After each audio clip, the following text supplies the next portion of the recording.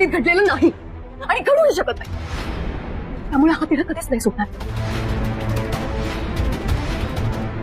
मी तुम्हाला माझा नवरा कधीच नाही म्हणू शकत. कधीच नाही.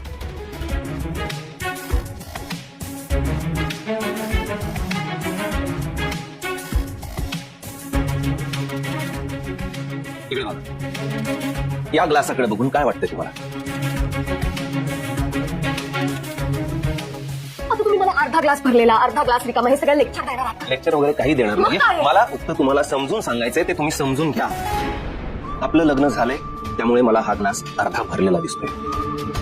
तुम्हाला हे लग्न टिकवायचं नाहीये त्यामुळे तुम्हाला हा ग्लास अर्धा रिकामा दिसणार. हे मान्य आहे, अजिबात ठरवलेलं नसताना आपलं लग्न झालंय, पण मला यात आशा दिसते, शक्यता दिसतात. तुम्हाला निराशा दिसत असेल तर तो फरक आहे तुमच्या आणि माझ्यातला दृष्टिकोनातला. तो दृष्टिकोन मी बदलून टाकतोय. मी माझे प्रयत्न कधीच सोडणार नाही. ना तुमची साथ सोडणार ना तुमचा हात.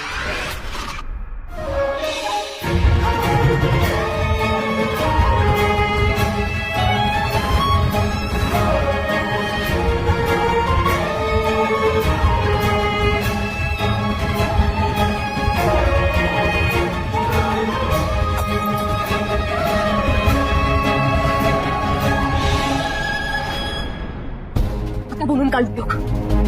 जेव्हा हिंमत दाखवायला हवी होती तेव्हा तू नाही दाखवलीस का? ते काय नाही, आता दुप्प बसून चालणार नाही. रम्या सगळ्यांसमोर तिचं प्रेम कबूल करू शकते, ती हिंमत दाखवू शकते. तू तुझ्या आई बाबांसमोर बोलायची हिंमत दाखवू शकतेस. आता डेअरिंग दाखवलीच पाहिजे. काय आता अर्धा ग्लास भरलेला पण नाही आणि अर्धा ग्लास रिकामा पण नाही. आता हा नको असलेल्या संसाराचा ग्लास असाच फोडायची वेळ आली आहे.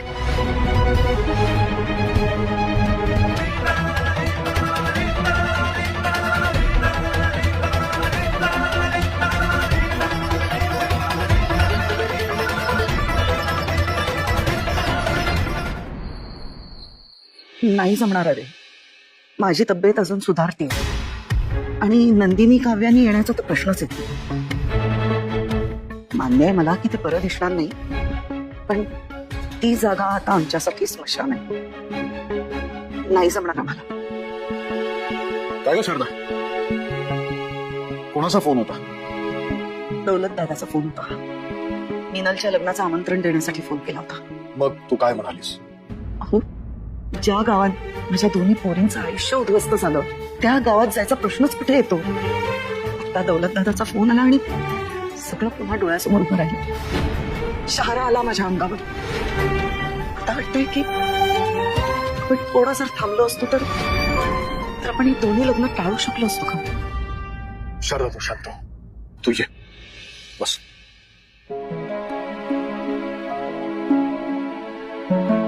हे बघ शारदा, ज्या गोष्टी घडणार असतात त्याच्यावरती आपला कंट्रोल नसतो आणि जे घडून गेले ते खूप छान आहे. आपल्या दोन्ही मुली सुखात आहेत तिकडे. सुखात? देशमुखांच्या घरात वसुताई आणि रम्या असताना आपल्या मुली कशा सुखात असतील? त्या दोघी मिळून नंदिनी आणि काव्याला त्रास देत असतील. काव्याला तर अजूनच त्रास होत असेल.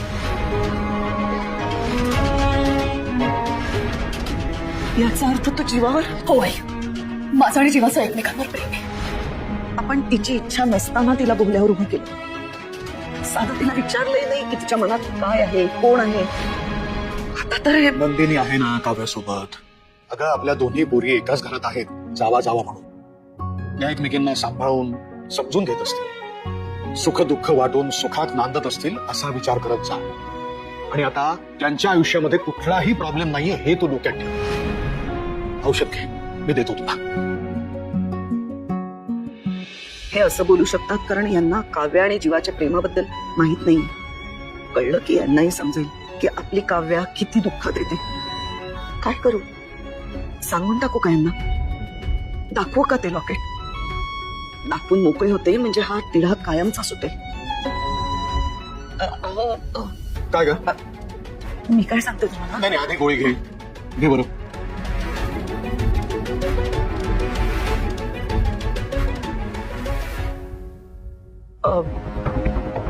मी आले. शारदा, आत्ताच गोळी घेतलीस ना तू?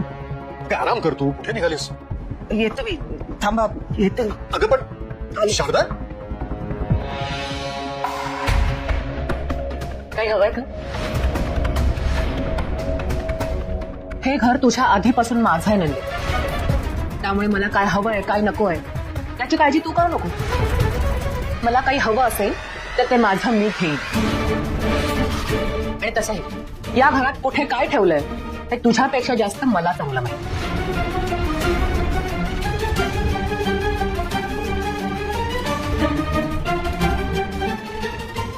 एक मिनिट नंदिनी,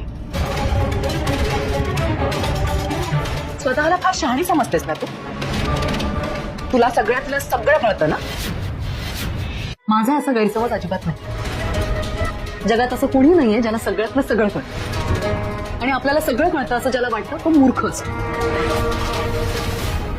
हे बघ नंदिनी, मला तुझ्याशी भांडायचं नाहीये रम्या. हा नंदिनी, त्या दिवशी मी काव्याला बोलले तेव्हा तू मला कानाखाली मारली, सगळ्यांसमोर मला एकटं पाडलं. पण खरं काय आहे ना ते सगळ्यांना लवकरच कळतं. तुला काय बोलायचंय? जे काय बोलायचंय ते स्पष्टपणे बोल. सांगते ना, सांगते. तुझं लग्न जीवाबरोबर झालंय आणि पार्थचं काव्याबरोबर. पुढे आता संसारात छान सुरळीत सगळं होईल असा सुपेट विचार ना घरची माणसं करत असतील, मी नाही. तुझ्या आणि जीवामध्ये काय चाललंय हे मला कळत नाहीये असा समज करून ठेवू नकोस नंदिनी. तू लग्न झालं ना तुझ्या आणि जीवाचं, तरी सुद्धा जीवा खाली जमिनीवर आणि तू बेडवर झोपतेस हे माहिती आहे मला. हे बघ रम्या, मला काही देणं घेणं नाहीये त्याच्याशी. पण पार्थ अजूनही हॉलमध्ये आणि काव्या बेडरूम मध्ये झोपते हे दिसत नाही का ग तुला? त्या दोघांचा संसार सुरळीत सुरू नाहीये हे तुला आणि घरच्यांना कळत कसं नाहीये? हे बघ, माझ्या पार्थला तुम्ही असं जे वाऱ्यावर सोडले ना ते मला सहन होत नाहीये. रम्या, पार्थ आता तुझे नाहीयेत. पार्थ माझा होता आणि तो कायम माझाच असणार. तुझ्या बहिणीला त्याच्यावर अधिकार गाजवता येत नाहीये आणि तो तिला गाजवता येणार सुद्धा नाही. पार्थ आणि काव्याचं देवा ब्राह्मणाच्या साक्षीनं रीतसर लग्न झालंय रम्या. आणि राहता राहिला प्रश्न हक्क गाजवण्याचा. तर हक्क गाजवता आला म्हणजेच संसार सुखाचा होतो का? हो, कारण आपण हक्क तितकेच गाजवू शकतो जे नातं आपल्याला आपलं वाटतं. आपण हक्क गाजवू शकत नसू तर ते नातं नातच नसतं, जसं पार्थ आणि काव्याचं नातं. काव्या अजूनही मनाने पार्थची बायको झालेली नाहीये, कारण हे लग्न जबरदस्तीने केलेलं आहे. या लग्नाचं पुढे काहीही होणार नाहीये नंदिनी. पार्थ माझा आणि मी त्याला मिळवणारच. ते अशक्य आहे रम्या, मी ते होऊ देणार नाही. काय संबंध तुझा? कोण ऐकणार आहे तुझं इथे? साधं तुझी बहीण ऐकत नाही तुझं. आणि तसंही तिला पार्थ बरोबर राहायचं नाहीच ना. मग तू आता बघ, जसं खड्यासारखं वेचून तुझ्या बहिणीला मी बाजूला काढते. कधी कधी छोटासा खडा सुद्धा इतका टोचतो डोळ्यातून पाणी आल्याशिवाय राहत नाही. ते पाणी आता तुझ्या आणि तुझ्या बहिणीच्या डोळ्यात येणार आहे. मी इथे असेपर्यंत माझ्या बहिणीच्या डोळ्यात पाणी नाही येणार, त्याची काळजी मी घेईन. बाकी राहता राहिला प्रश्न पार्थ आणि काव्याच्या संसाराचा. त्या दोघांच्या संसारातल्या कुरबुरीत ते दोघं मिळून सोडवतील. मला माझ्या बहिणीच्या खरेपणावर आणि पार्थच्या प्रामाणिकपणावर पूर्ण विश्वास आहे. अज्ञानात सुख असतं असं म्हणतात ना नंदिनी. त्या सुखाचा चेहरा डिट्टो तुझ्यासारखा दिसत असेल नंदिनी. अगं बारक्या पोराला सुद्धा कळेल यांच्या संसारात काहीतरी मेघ आहे. कुठेतरी पाणी मुरतंय काव्याच्या वागण्यात. आणि ती मेघ मला जेव्हा कळेल ना तेव्हा वाजत गाजत बँड माझ्या सकट मी माझ्या पार्थला घेऊन जाईल. पण घेऊन जाणार हे नक्की.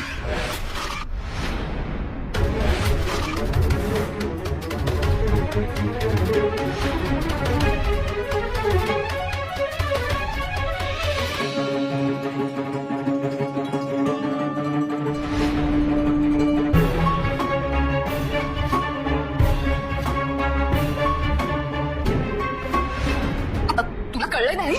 आता पण हे सत्य सगळ्यांना सांगायला हवं. अगं थांब काव्या, नाही हे ओझं जर तुझ्या बाबांच्या डोक्यावर आलं आणि त्यांना कळलं की त्यांनी केवढी मोठी गोडचूक केली आहे, तर म्हणजे त्यांच्या तब्येतीवर परिणाम होईल का? हे सांगण्यापासून मीच काव्याला अडवत होते, पण आई म्हणून ती चूक होती माझी. माझ्या काव्याने रोज गुदमरून मरावं असं नाही वाटत मला.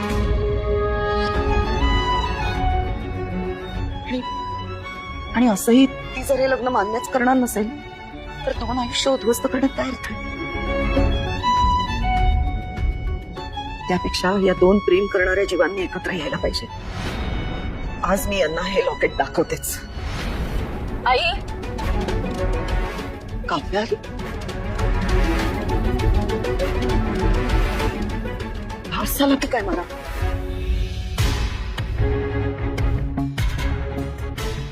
काव्या, तू इथे अशी अचानक ह्या वेळेला काय झालंय? काही घरी भांडणं वगैरे झालीत का कोणाशी? कोणाशी भांडलेले नाहीये. मग जे झालंय ते संपवायला आहे.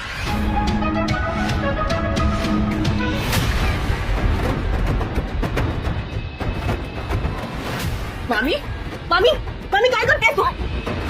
मामी काय करतेस तू? मामी प्लीज प्लीज थांबा सगळं. मामी तू हे नाही करू शकत. का नाही करू शकत? तू तुला हवं ते सगळे करू शकतेस ना. रम्या, तू आमच्या नात्यांची, आमच्या जवळच्या माणसांची नासधूस करतेस. मग या सगळ्या निर्जीव वस्तू आहेत, मी त्यांना हातही नाही लावू शकत. तू आज जे काही केलंस ना, असं वाटतं दोन मुस्कानात लगावून द्यावे. मध्ये येऊ नका माझ्या. मामी प्लीज बाजूला हो. असं करू नका. ऐक ना मामी, मी लहानपणापासून जमवलं हे सगळं. प्लीज काढू नकोस. का नको काढू? मुळात माझ्या मुलाचे फोटोज, या सगळ्या वस्तू इथे असायलाच नको. हे आज जे मी करते ना, हे आधीच करायला हवं होतं, तर आज आमच्यावर जी वेळ आली ती आलीच नसती. रम्या, तू फक्त तुझं लग्न मोडलं नाहीयेस, तू आमचं आणि आशिष भाऊजींचं नातं मोडलंयस. यांची आणि आशिष भाऊजींची 35 वर्षांची मैत्री तोडलीयस तू. तुला पार्थची बायको तिथे असताना 4 चौघांच्या निर्लज्जासारखं तू असं म्हणालीस की तुझं आणि पार्थचं आधीच लग्न झालंय. जराही लाज वाटली नाही तुला रम्या? नाही, हे जे सगळे फोटोज आहेत ना, ते फोटोज, या वस्तू फक्त कपाटातून नाही, तुझ्या आयुष्यातून कायमच्या बाहेर पडायला हव्या. नाही नाही प्लीज प्लीज असं करू नकोस. प्लीज ऐक ना माझं. प्लीज असं करू नकोस. आम्ही ऐक ना. या सगळ्या माझ्या लहानपणीच्या आठवणी येतो. माझं बालपण आहे यात. प्लीज माझ्यापासून ते काढून घेऊ नकोस, नाही तर मी तुटून नाही. प्लीज प्लीज या सगळ्यातून बाहेर पड रम्या. तुला मी शेवटची वॉर्निंग देते रम्या. पुन्हा जर काय असं वागलीस ना, तर हे सगळे फोटोज माझ्याकडे येतील आणि तू या घराच्या बाहेर असेल. कळलं? आणि हो, लक्षात ठेव, मी तुझी मामी आहे आणि कायम मामीच राहणार आहे. तुझी सासू होण्याची मला अजिबात इच्छा नाही आहे.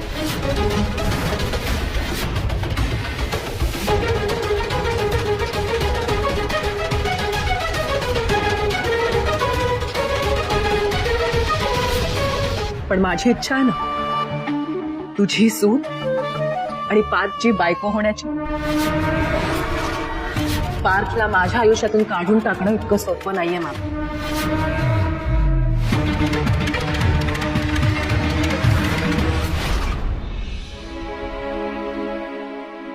काव्याला समजावून सांगावंच लागेल, रम्यापासून सावध राहावं. ती मुलगी कुठल्याही करायला जाऊ शकते. आणि हो, रम्यावर पण लक्ष ठेवावं लागणार आहे. ते तसं सोपं आहे, कठीण आहे. काव्याला हे लग्न ऍक्सेप्ट करायला हवं. इकडे जीवानी सुद्धा अजून ऍक्सेप्ट केलं नाही. त्याने स्वतःच्या मर्जीनं माझ्या डोक्यावर हात ठेवला होता. त्यालाही जुळवून घेणं कठीण जातंय. तर काव्याला मी कुठल्या तोंडाने सांगू की सगळं विसर आणि ऍक्सेप्ट कर म्हणून? म्हणजे काय बोलतेस तू? मला काही कळत नाही. तू आधी बस. तू आधी बस. आरुषी, जा ताईसाठी पाणी घेऊन ये. नाही, पाणी नको. काव्या बाळा, नक्की काय झालं?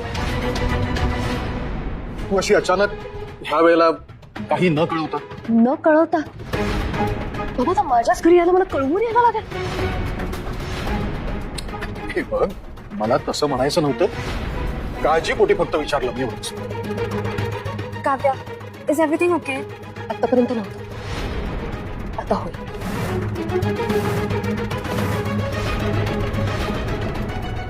नक्की काय झालंय? तू असं का बोलतेस? पार्थवालेत का सोडायला? नाही, माझी मी कॅब करून आली. घरी तरी कळवलंयस ना? कळव नाही बाबा. बाबा काय चाललंय? मी आल्यापासून 50 प्रश्न विचारले तुम्ही मला. मी जे सांगायला आली ते बोलू द्या ना. ठीक आहे, बोल ना, काय बोलायचंय तुला? काव्या, जे काही मनात आहे ते बोल तू. मोकळी हो बोलून.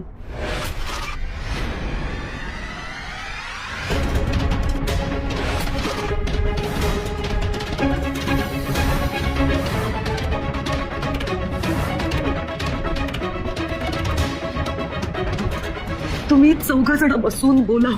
तोपर्यंत ती बाबांच्या मनाची तयारी करते ना. करते. मी हात जोडते, पण असं अचानक नको सांगूस तू. काव्या, मीच सांगते तुला, बोलून टाक. आधीच खूप उशीर झालाय, आता आणखी उशीर नको व्हायला. अरे नक्की कशाबद्दल बोलताय तुम्ही? मी सांगते.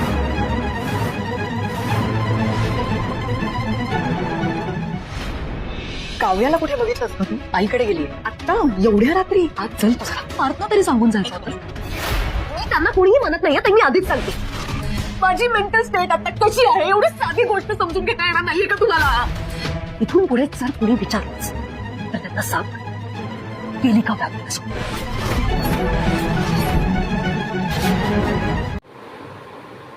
नमस्कार। विजयनगर में गंगू नाम का व्यक्ति रहते था।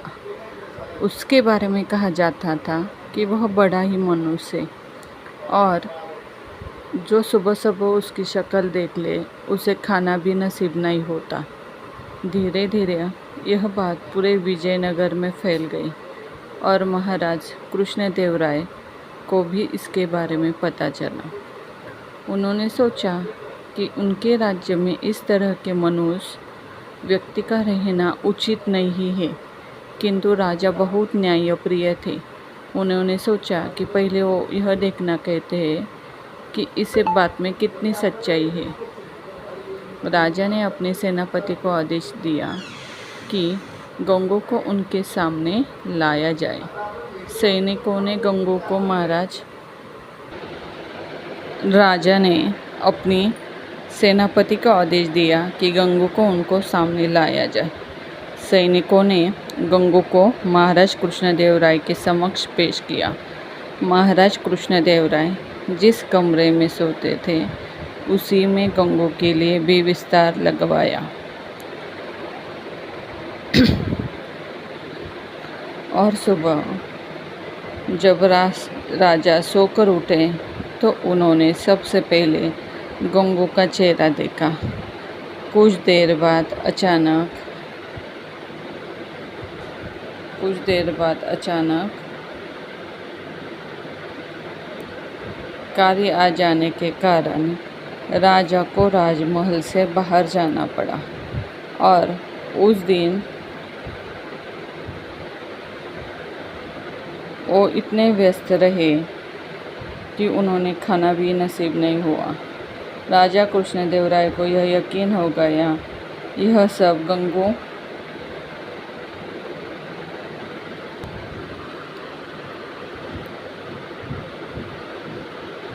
सब गंगू का चेहरा देखने के कारण हुआ है।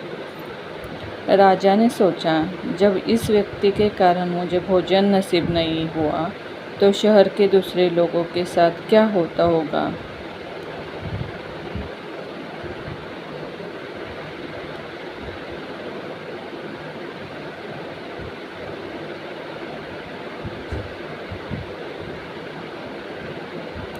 गुस्से में राजा कृष्णदेवराय ने गंगू को फांसी पर टांगने का आदेश दिया। यह बात पूरे राज्य में फैल गई कि कल गंगू को फांसी दी जाएगी। जब यह बात तेनालीराम को पता चली तो वो सारा माजरा समझ गए और तत्काल गंगू के पास पहुँचे। तेनालीराम को देखकर गंगू रोने लगा और तेनालीराम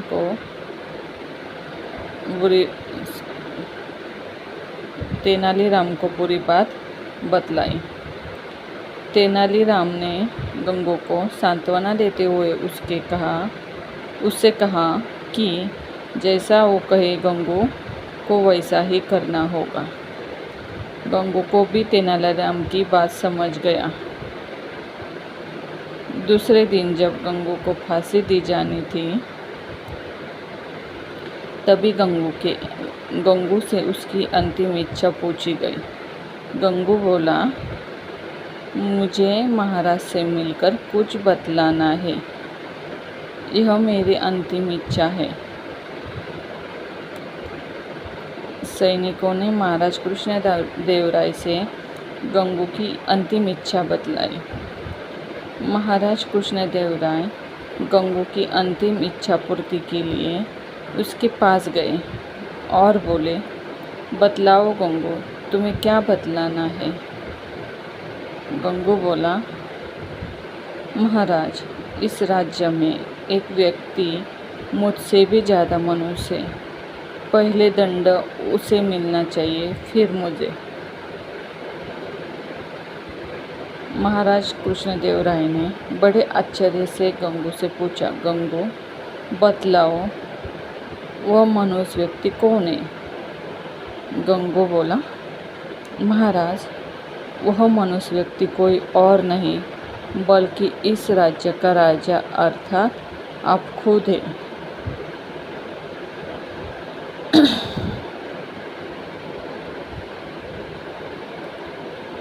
यह सुनकर महाराज कृष्णदेवराय अत्यधिक क्रोधित हुए और बोले, जानते हो गंगू, तुम क्या बोल रहे हो? इसके बदले तुम्हें दंड भी मिल सकता है। गंगू बोला, महाराज, मुझे मृत्यु दंड से बड़ा कोई दंड हो सकता है क्या? यह तो आप मुझे दे ही चुके हैं। कृपया आप मेरी विनती सुन लें। इसके बाद आप जो भी दंड करेंगे या देंगे वह मुझे आनंद से स्वीकार होगा। यह सुनकर महाराज का क्रोध कुछ शांत हुआ और बोले, तुम्हें जो कहना है कहो।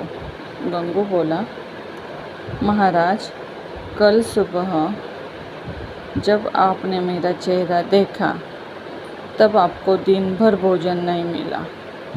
तब आपने मुझे मनहूस समझकर मृत्युदंड दे दिया। ठीक उसी समय कल सुबह मैंने भी आपका चेहरा देखा था और मुझे फांसी की सज़ा मिल गई। मतलब आप मुझसे भी ज़्यादा मनुष्य हुए।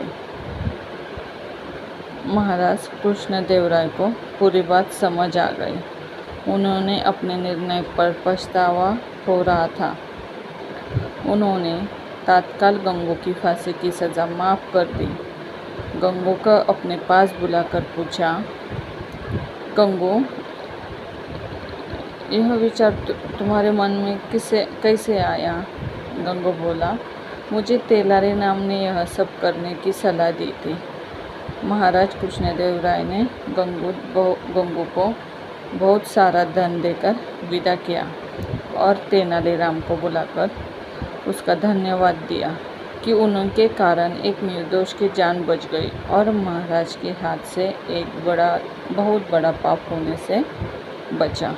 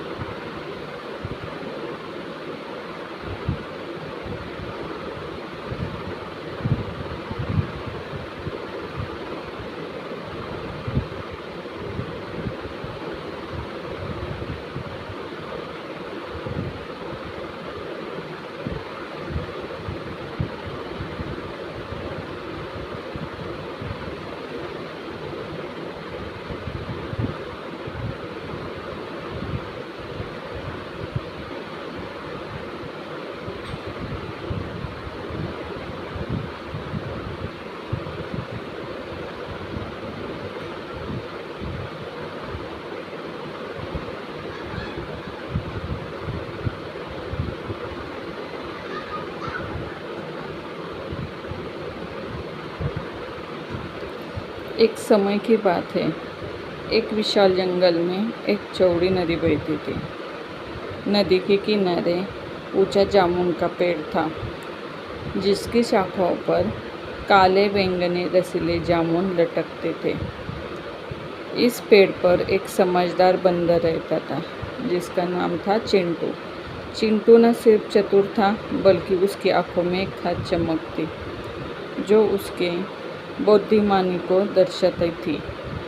वह हर दिन जामुन खाता था, नदी के किनारे बैठकर मछलियों को देखता और अपने दिन का आनंद लेता था। लेकिन उस नदी में एक मगरमच्छ रहता था, जिसका नाम था भोलू। भोलू दिखने में भोला भाला था, लेकिन उसका मन लालच और चालबाजी से भरा था। चिंटू और भोलू की दोस्ती का आरंभ। एक दिन भोलू ने चिंटू को पेड़ की सबसे ऊंची डाल पर बैठे हुए देखा। चिंटू एक जामुन तोड़कर बड़े मज़े से खा रहा था। भोलू की आंखों में लालच की चमक आ गई। उसने सोचा, अगर मैं इस बंदर से दोस्ती कर लूँ तो रोज़ मुझे जामुन मिलेंगे। उसने चिंटू को आवाज़ लगाई, ए बंदर भाई, तुम्हारा नाम क्या है? मैं तुम्हारा दोस्त बनना चाहता हूँ। चिंटू ने नीचे देखा और हंसते हुए कहा, मेरा नाम चिंटू हो और तुम कौन हो? नदी के राजा। भोलू ने मुस्कुराते हुए जवाब दिया, मैं भोलू हूँ, इस नदी का मगरमच्छ। चलो दोस्ती करते हैं। तुम मुझे जामुन दो और मैं तुम्हें नदी के उस पार की सैर कराऊंगा। चिंटू को भोलू की बातों में कुछ शक हुआ। उसने सोचा, यह पंचतंत्र की कहानी जैसा लग रहा है, जहाँ चालाकी और धोखा छिपा होता है। फिर भी उसने भोलू को परखने के लिए एक जामुन नीचे फेंक दिया। भोलू ने उसे खाया और ज़ोर से तारीफ की, वह ऐसा स्वादिष्ट जामुन मैंने कभी नहीं खाया। तुम सच में मेरे दोस्त बनने के लायक हो। इस तरह उनकी दोस्ती शुरू हुई। हर दिन चिंटू भोलू को जामुन देता और भोलू उसे अपने पीठ पर बिठाकर नदी के उस पार ले जाता। वहाँ चिंटू को नए नए फल, रंग बिरंगे पक्षी और जंगल की खूबसूरती देखने को मिलती। लेकिन चिंटू हमेशा सतर्क रहता था, क्योंकि उसे पता था कि पंचतंत्र की कहानी में दोस्ती के पीछे अक्सर कोई न कोई चाल होती है। ऐसे ही कई दिन बीत गए। एक दिन भोलू की पत्नी, जिसका नाम गंगा था, उसने पूछा, ये जामुन तुम हर दिन कहाँ से लाते हो? भोलू ने सारी बात बताई कि कैसे वह चिंटू से जामुन लेता है। गंगा की आंखों में लालच की आग भड़क उठी। उसने कहा, अगर यह बंदर इतने मीठे जामुन खाता है तो उसका दिल कितना स्वादिष्ट होगा। इससे मेरे लिए पकड़ लाओ। भोलू पहले तो हिचकिचाया। उसने कहा, गंगा, यह पंचतंत्र कहानी का हिस्सा हो सकता है। चिंटू मेरा दोस्त है, उसे मारना ठीक नहीं। लेकिन गंगा ने उसे बार बार उकसाया, अगर तुम मुझसे प्यार करते हो तो उसका दिल लाओ। आखिरकार भोलू गंगा की बातों में आ गया। अगले दिन भोलू चिंटू के पास गया और बोला, दोस्त, आज मेरी पत्नी गंगा तुमसे मिलना चाहती है। वह तुम्हारे लिए खास मछली पकाएगी। मेरे पीठ पर बैठो, मैं तुम्हें अपने घर ले चलता हूँ। चिंटू को भोलू की आवाज़ में कुछ अजीब सा लगा। चिंटू को भोलू की आवाज़ में कुछ अजीब सा लगा। उसने सोचा, यह पंचतंत्र की कहानी का ट्विस्ट हो सकता है। फिर भी भोलू की पीठ पर बैठ गया। जैसे वो नदी के बीच पहुंचा, भोलू ने हंसते हुए कहा, चिंटू सच तो यह है कि मेरी पत्नी तुम्हारा दिल खाना चाहती है। अब तुम बच नहीं सकते।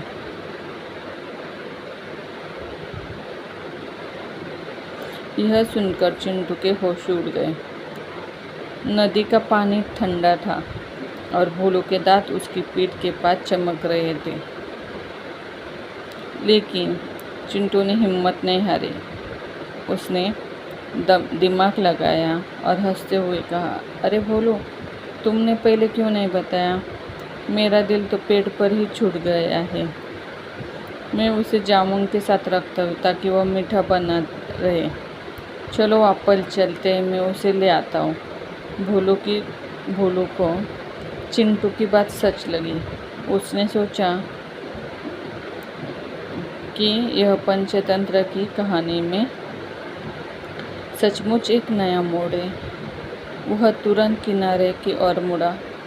जैसे ही वे किनारे पर पहुँचे, चिंटू तेजी से पेड़ पर चढ़ गया और ऊपर से चिल्लाया, भोलू, तुम्हें क्या लगा मैं अपना दिल पेड़ पर छोड़ दूंगा?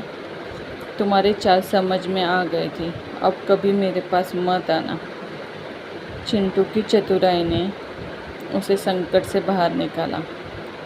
भोलू को अपनी मूर्खता पर गुस्सा आया और वह जोर जोर से दहाड़ा। लेकिन चिंटू पेड़ की ऊंची डाल पर सुरक्षित था। चिंटू ने ऊपर से कुछ जामुन फेंके और कहा, ये लो, आखिरी बार जामुन खा लो हो। लालच भोलू सबक है कि लालच हमेशा हारता है। भोलू चुपचाप जामुन खाकर नदी में वापस चला गया। कई दिन बीत गए। भोलू को अपनी हार बर्दाश्त नहीं हुई।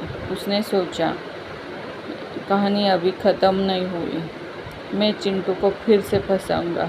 एक दिन वह फिर से चिंटू के पास गया। इस बार उसने उदास चेहरा बनाया और कहा, चिंटू, मुझे अपनी गलती का एहसास है। मैं सच में तुम्हारा दोस्त बनना चाहता हूँ। गंगा भी तुमसे माफ़ी मांगना चाहती है। मेरे साथ चलो, इस बार कोई चाल नहीं। चिंटू ने भोलू की बात सुनी, लेकिन उसका भरोसा अब पूरी तरह टूट चुका था। उसने कहा, कहानी हमें सिखाती है कि धोखे की दोस्ती कभी सच नहीं होती। तुमने एक बार मुझे धोखा देने की कोशिश की, अब दूसरी बार मौका नहीं दूंगा।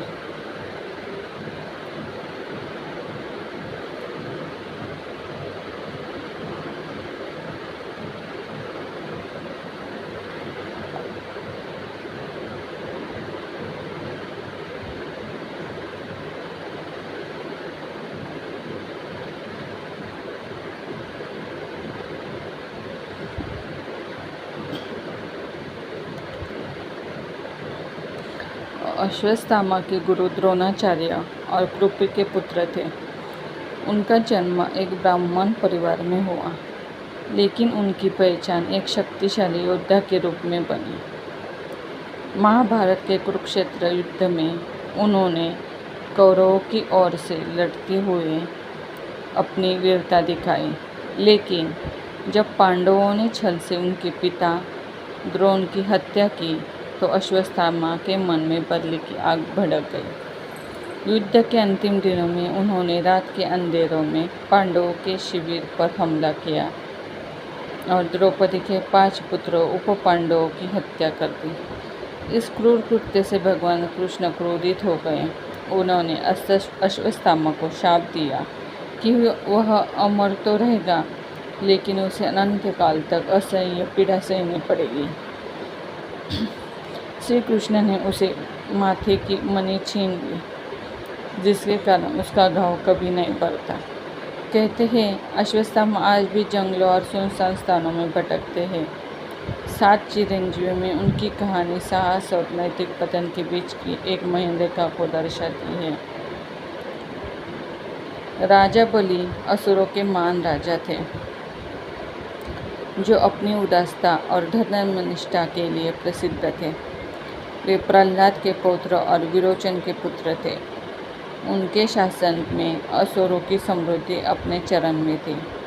उनकी कीर्ति इतनी फैली थी कि भगवान विष्णु को वामन अवतार ले आना पड़ा। वामन ने बलि से 3 पग भूमि मांगी। बलि ने बिना हिचक स्वीकार कर लिया। वामन ने अपने विराट रूप में 2 पग में स्वर्ग और पृथ्वी नाप ली। तीसरे पग के लिए बलि ने अपना सिर आगे कर दिया। बलि की निष्ठा से प्रसन्न होकर विष्णु ने उन्हें पाताल लोक का राजा बनाया और अमरता का वरदान दिया। केरल में ओणम पर्व के जरिए उनकी याद आज भी जीवित है, जब वह हर साल अपनी प्रजा से मिलने आए थे। 7 चिरंजीवियों में बलि त्याग और सम्मान के प्रतीक है।